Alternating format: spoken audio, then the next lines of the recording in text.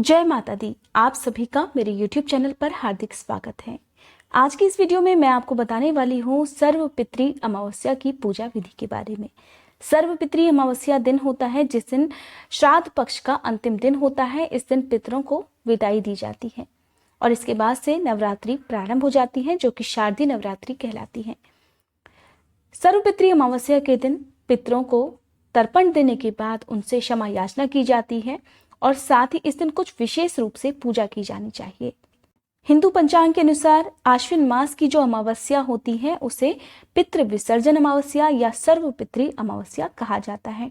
इस दिन श्राद्ध पक्ष का समापन होता है और पितृलोक से आए हुए पितृजन अपने अपने लोकों में वापस लौट जाते हैं।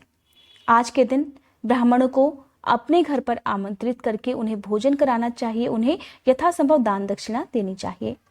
आज के दिन किया गया दान पितृजनों को तृप्त कराता है। अगर आपने श्राद्ध पक्ष में अपने पितरों का सही विधि विधान से तर्पण किया है, उनके नाम से दान किया है, तो जाते जाते पितृ अपने पुत्र पौत्रों और परिवारजनों को आशीर्वाद देकर जाते हैं, जिसके फलस्वरूप घर में सुख शांति में वृद्धि होती है। कोई भी संकट ऐसे परिवार पर कभी नहीं आता। पहले मैं आपको बता देती हूँ सर्वपितृ अमावस्या की तिथि और दिन के बारे में। 6 अक्टूबर बुधवार के दिन सर्वपितृ अमावस्या है, जो कि आश्विन महीने में पड़ती है। अमावस्या के दिन पितरों को तर्पण दिया जाता है और ऐसे में आश्विन महीने की ये अमावस्या साल की सबसे बड़ी अमावस्याओं में से एक मानी जाती है। आज के दिन आप पूजा पाठ और कुछ नियमों का पालन जरूर करें।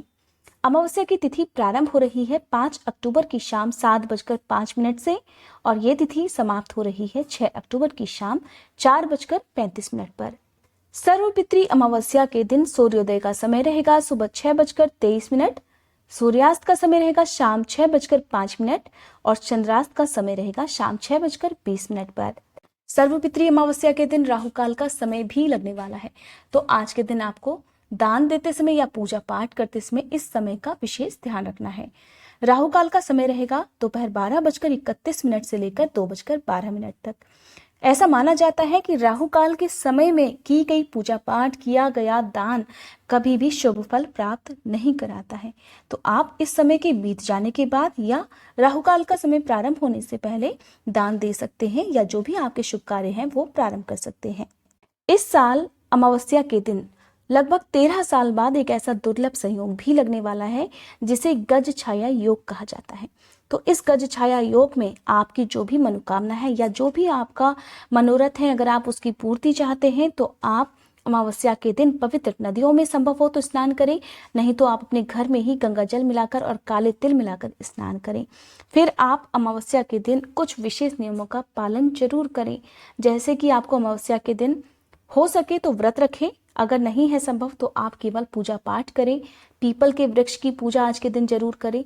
साथ ही आज के दिन आप कुछ ना कुछ दान जरूर करें और आप आज के दिन अपने घर के मुख्य द्वार पर और अपने घर के बाहर जिस जगह पर अंधेरा रहता हो उस जगह पर एक दीपक जलाएं।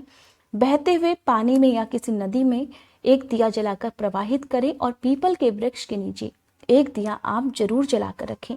अगर आप ऐसा करते हैं तो आपके घर में अगर किसी भी प्रकार का कोई संकट है या अगर आपके घर के कोई भी काम बनते नहीं हो, कोई बाधा बार बार आपके घर में आ रही हो, तो ये सभी दूर हो जाते हैं। क्योंकि इस बार बुधवार के दिन पितृ विसर्जन अमावस्या है, तो आप भगवान गणेश की पूजा करना और उन्हें दूर्वा अर्पित करना या मोदक चढ़ाना या लड्डू चढ़ाना बिल्कुल मत भूलिएगा। आज के दिन आप पूजा कैसे करें? सबसे पहली बात तो ब्रह्म मुहूर्त में उठकर स्नान करना चाहिए। इसके साथ ही आप सूर्य देवता को जल अर्पित करें। अगर आप व्रत रख रहे हैं या अगर आप आज के दिन दान देना चाहते हैं तो आप उसका संकल्प सुबह स्नान करने के बाद अपने हाथ में जल, पुष्प या अक्षत लेकर जरूर करें। बिना संकल्प के किया गया उपवास या किया गया दान कभी भी पूर्ण फल प्रदान नहीं करता है। फिर आप अपने सभी इष्ट देवी देवताओं का ध्यान करें, अपने पितरों का ध्यान करें और आप अपनी पूजा करें। पूजा करते समय आपके जो भी कुल देवी देवता हैं, आपके जो भी इष्ट देवी देवता हैं, आप उनका ध्यान करें और फिर धूप दीपक जलाकर फल फूल उन्हें अर्पित करके आप अपनी पूजा प्रारंभ करें। अमावस्या के दिन गजेंद्र मोक्ष की कथा और साथ ही क्योंकि ये सर्वपितृ अमावस्या है तो भगवत गीता के जो 7वें अध्याय का पाठ करता है कहते हैं कि उनके पितर हमेशा उनसे प्रसन्न रहते हैं।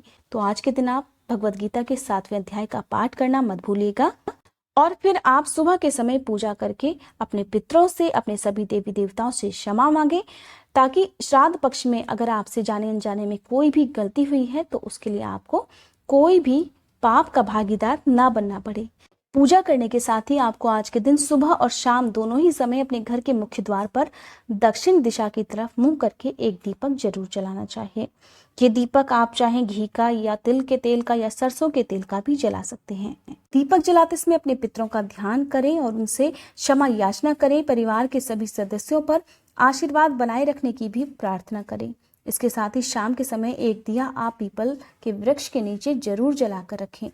पितृ विसर्जन अमावस्या के दिन उन लोगों का श्राद्ध किया जाता है जिनकी मृत्यु अमावस्या को होती है या फिर जिन लोगों की मृत्यु की तिथि ज्ञात नहीं होती है।